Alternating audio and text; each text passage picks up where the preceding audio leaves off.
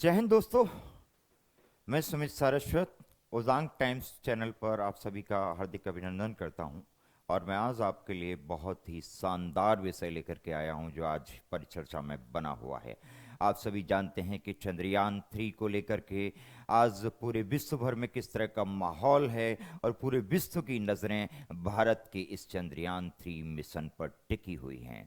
इन्हीं को ध्यान में रखते हुए मैं आपके लिए आज एक नया टॉपिक लेकर के यहाँ पर उपस्थित हुआ हूँ जिसका नाम है भारतीय मून मिशन चंद्रयान 3। इसके बारे में क्या क्या लेटेस्ट अपडेट्स हो सकती हैं वो मैं आप लोगों को यहाँ पर बताने वाला हूँ। सबसे पहले तो मैं आप लोगों को बताऊंगा कि चंद्रयान 3 के बारे में अगर हम बात करें तो बेसिकली ये जो चंद्रयान का मिशन है, इस मिशन का उद्देश्य है चांद पर जो चीज़ें हैं, वहाँ की मिट्टी कैसी है, वहाँ की जलवायु कैसी है, वहाँ पर पानी की उपलब्धता क्या है, इन सभी के बारे में जानकारी जुटाना। और ये चंद्रयान मिशन 3 इस विषय में यहाँ पर हमें पूरी जानकारी उपलब्ध कराने वाला है और इस विषय पर हम लोग विस्तार में चर्चा करने जा रहे हैं। लेकिन इससे पहले हमें जानना ये भी होगा कि चंद्रयान 3 जो मिशन है, ठीक इसी तरह का मिशन हमारे रूस के द्वारा भी स्टार्ट किया जा रहा है। आप जानते हैं कि 1970 ईस्वी में सबसे पहले इंदिरा गांधी जी जो कि हमारे भारत की प्रधानमंत्री थीं, उन्होंने फ्रेंडशिप ट्रीटी पर साइन किए थे। और फ्रेंडशिप ट्रीटी पर साइन जो किए गए थे, दरअसल ये रसिया के साथ एक अच्छे संबंधों की स्थापना करने के लिए किया जाने वाला एक शानदार प्रयास था। इसी प्रयास को ध्यान में रखते हुए अभी चंद्रयान 3 के साथ साथ एक और मिशन रसिया के द्वारा छोड़ा गया है और ये मिशन जो छोड़ा गया है उसको हम जानते हैं लूना 25 के नाम से। तो आप सभी यहाँ पर देखिए, एक मिशन और छोड़ा जा रहा है जिसका नाम है लूना 25। लूना 25 जो मिशन चलाया गया है, ये लूना 25 मिशन चलाया गया रसिया के द्वारा। आप सभी देखिए कि लूना 25 जो मिशन है, ये मिशन का उद्देश्य क्या है। इस मिशन का भी ठीक वही उद्देश्य है जो कि हमारे इंडिया के मिशन का उद्देश्य है, चंद्रयान 3 का उद्देश्य है। अगर हम यहां पर ध्यान रखें तो रसिया के द्वारा जो लूना 25 नामक मिशन स्टार्ट किया गया है, आप सभी जानिए कि यहां पर जो लूना 25 है, ये लूना 25 72 डिग्री लैटिट्यूड पर साउथ में चांद पर लैंड करने जा रहा है। यानी रसिया का ये जो लूना 25 मिशन है, ये कहां पर लैंड करेगा, ये 72 डिग्री लैटिट्यूड जो कि साउथ में पड़ता है, इस पर लैंड करने जा रहा है। और लैटिट्यूड पर लैंड करने जा रहा है और ये कहां पर लैंड करेगा, ये बेसिकली साउथ में लैंड करेगा। और आप सभी जानकर निश्चित तौर पर इससे प्रभावित होंगे कि ये मिशन हमारे इंडिया से ठीक 2 दिन पहले यानी कि 21 अगस्त को पूरा होने वाला है, 21 अगस्त 2023 को पूरा होने वाला है। तो यहाँ पर अगर आप यूपीएससी की परीक्षा के दृष्टिकोण से देखें तो आपके लिए बहुत ही महत्वपूर्ण प्रश्न बनने वाला है। आपसे प्रश्न इस तरीके से पूछा जा सकता है कि ऐसा कौन सा मिशन है चंद्रपाक पर भेजने के लिए जो रसिया के द्वारा प्रारंभ किया गया था और रसिया ने इसको क्या नाम दिया था, तो उसका नाम था लूना 25। किस देश के द्वारा प्रारंभ किया गया, रसिया के द्वारा।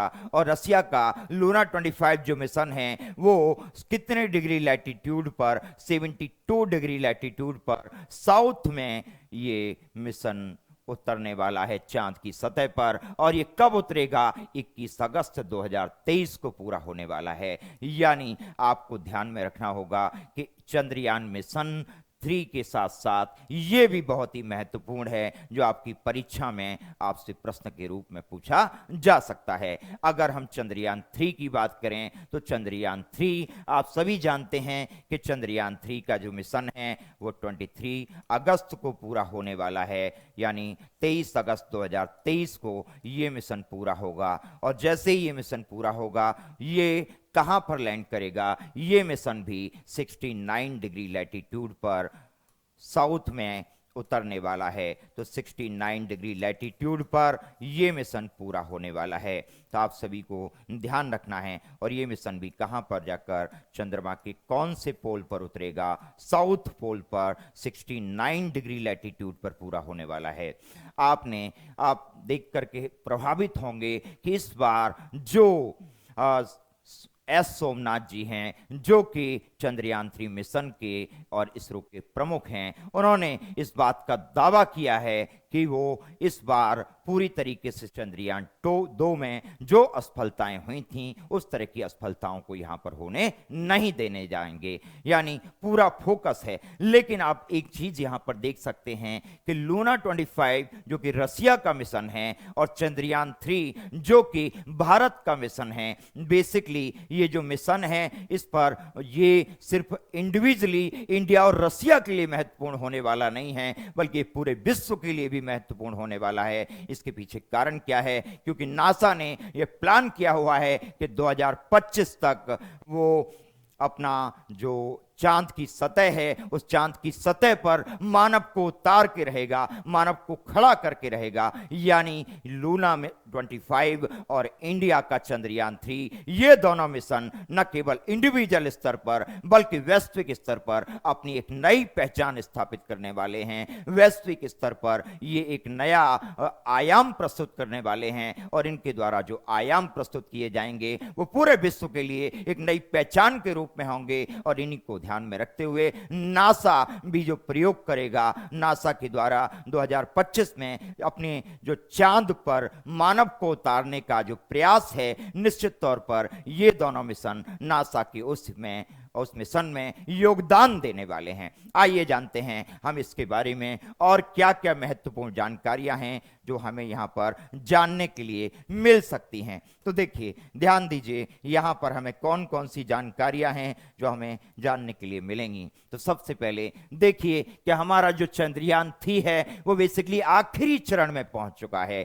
आखिरी चरण में पहुंच चुका है, यानी हमारा ये कब निकला था? बेसिकली आप सभी जानते हैं कि ये मिशन टारगेट किया गया था 15 डेज के लिए। 15 डेज के लिए ये मिशन टारगेट किया गया था और हम लगभग इस मिशन के बिल्कुल करीब पहुंच चुके हैं, क्योंकि इस मिशन में हम 23 अगस्त को लैंड करने वाले हैं। इस मिशन को जब हम लैंड करेंगे तो आप देखेंगे कि चंद्रयान के द्वारा, मिशन 3 के द्वारा कौन कौन सी चीजें हैं जो हमारे लिए एक नए आयाम स्थापित करेंगी। तो ठीक है, आगे चलते हैं हम और देखिए, आखिरी चरण में है चंद्रयान 3।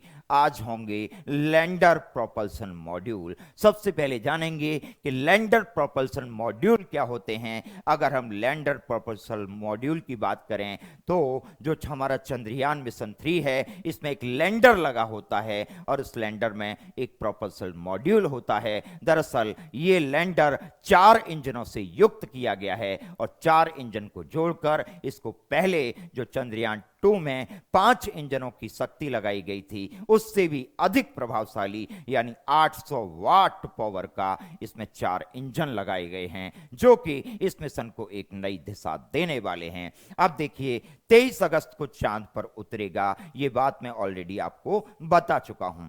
आगे देखिएगा, हम लोग और बातचीत कर लेते हैं। दरअसल अगर हम बातचीत करें तो इसरो के सूत्रों के मुताबिक अगर हम देखें तो आप सभी जानते हैं कि जैसे ही हमारा जो लैंडर है वो हम डीबूस्ट करेगा, किसको? ये हमारे चंद्रयान को डीबूस्ट करेगा, यानी ये हमारा रॉकेट जो है उसको जैसे डीबूस्ट करेगा। अब डीबूस्ट क्या होता है? डीबूस्ट का मतलब होता है कि इसको धीमा करने की जो प्रक्रिया होती है उसको हम डीबूस्ट कहते हैं। अब ये धीमा क्यों किया जाएगा या बूस्ट क्यों किया जाएगा? बेसिकली ये डीबूस्ट इसलिए किया जाएगा ताकि इस मिशन को चंद्रमा की एक कक्षा में स्थापित किया जा सके। अब चंद्रमा की एक कक्षा में स्थापित किया जाएगा। बेसिकली यहां से अगर हम पेरिलियन की दूरी देखें। पेरिलियन की दूरी का मतलब, पेरिलियन का मतलब क्या होता है? पेरिलियन का मतलब होता है एक ऐसा मामला जिसमें चंद्रमा से हमारी जो निकट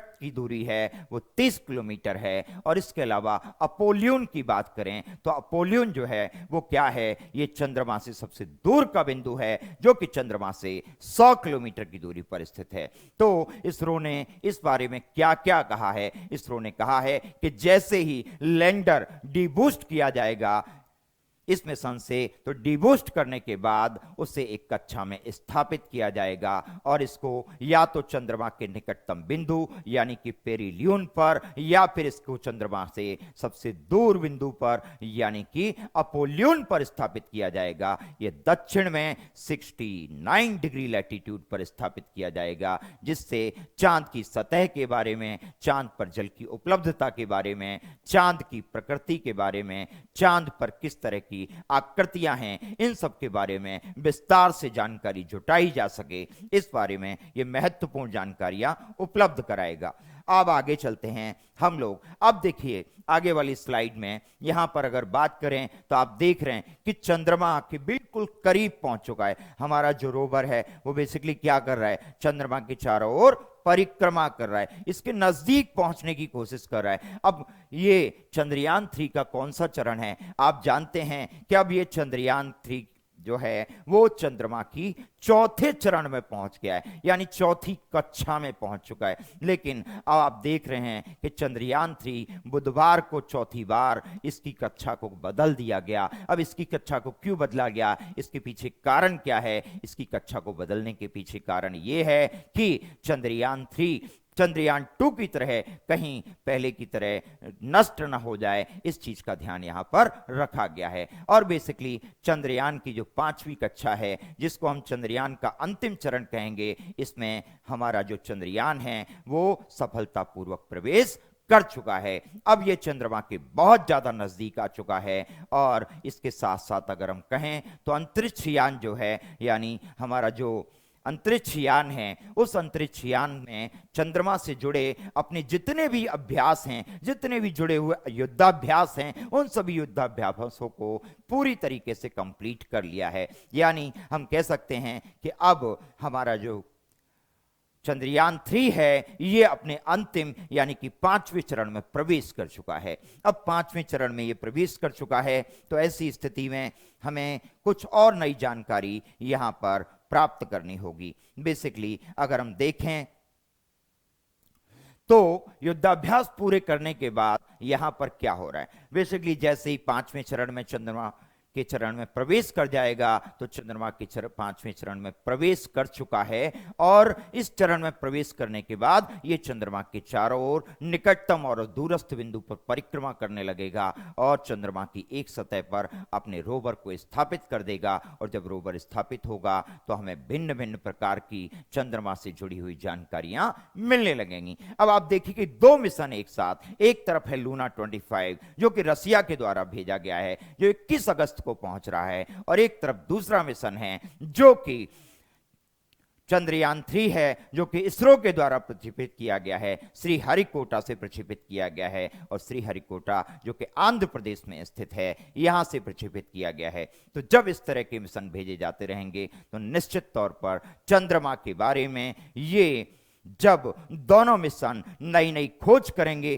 तो भारत और रूस के जो 1970 में संबंध बने थे वो संबंध और भी ज्यादा मजबूत होते चले जाएंगे और पूरी दुनिया के लिए ये एक नए प्रकार की व्यवस्था को स्थापित करेंगे। और जब नई प्रकार की व्यवस्था स्थापित होगी तो आप देख सकते हैं कि पूरे विश्व इन दोनों देशों के संबंधों से सबक लेते हुए अपने लिए कुछ नए प्रयोग करेगा और चंद्रमा के बाद फिर अगले मिशनों पर बढ़ने के लिए, यानी कि मंगल मिशन के बारे में और अतिरिक्त ग्रहों के मिशन के बारे में इसके द्वारा बहुत अलग अलग प्रयास किए जाएंगे। तो जब इस तरह के प्रयास किए जाते रहेंगे तो इन प्रयासों के माध्यम से क्या होगा? निश्चित तौर पर हमारे दूसरे देशों के साथ जो संबंध हैं वो दूसरे देशों के साथ संबंध और भी ज्यादा बेहतर होते चले जाएंगे। और जब हमारे दूसरे देशों के साथ संबंध बेहतर होंगे तो आप समझ सकते हैं निश्चित तौर पर इसका फायदा वैश्विक स्तर पर भारत को मिलने वाला है।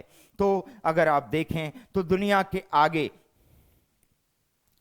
दुनिया के आने वाले टाइम में अगर हम देखें तो ये स्पेस मिशन बहुत ही कारगर साबित होने वाले हैं। इनसे हमारी और रूस की जो मित्रता है वो पहले की तुलना में और प्रगाढ़ हो जाएगी। भविष्य में ये भी हो सकता है कि ये दोनों देश मिलकर चंद्रमा के लिए कोई और नया मिशन स्थापित करें, चंद्रमा के लिए एक ऐसा मिशन स्थापित करें या चंद्रमा के लिए ऐसा मिशन बनाएं जो कि दोनों देशों के संबंधों को बेहतर बनाने के साथ साथ चंद्रमा के बारे में बेहतर जानकारी उपलब्ध कराने में सक्षम हो सके।